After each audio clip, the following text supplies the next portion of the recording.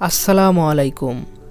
প্রথমে আবেদন ফি প্রদানের জন্য আপনার একটি টেলিটক সিমের প্রয়োজন হবে এবং সিমটিতে আবেদন ফি বাবদ ১১০ টাকা এবং চার্জ বাবদ ১২ টাকা, মোট ১২২ টাকা রিচার্জ করে নিতে হবে।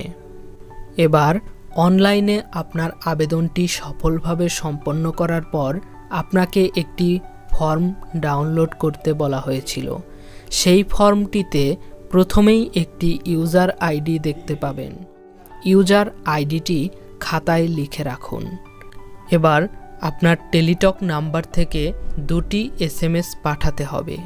প্রথম SMSে আপনার মোবাইলের রাইট মেসেজ অপশনে গিয়ে বড় অক্ষরে লিখতে হবে GSA স্পেস আপনার ইউজার আইডি এবং পাঠাতে হবে 16222 নাম্বারে। প্রথম SMS পাঠানো সম্পন্ন হলে আপনার ইনবক্সে ফিরতি SMSে একটি পিন নাম্বার পাঠানো হবে। এবার দ্বিতীয় SMS পাঠাতে গিয়ে আপনাকে লিখতে হবে YES স্পেস আপনাকে পাঠানো পিন নম্বরটি এবং পাঠাতে হবে 16222 নাম্বারে।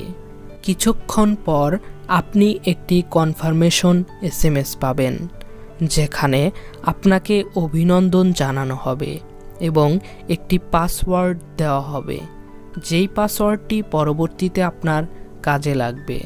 তাই এটাকে ভালোভাবে সংরক্ষণ করতে হবে এবং এর মধ্য দিয়েই আপনার আবেদনের সকল কার্যক্রম সফলভাবে সম্পন্ন হবে।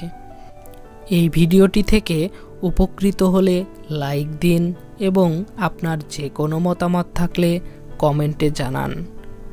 ধন্যবাদ।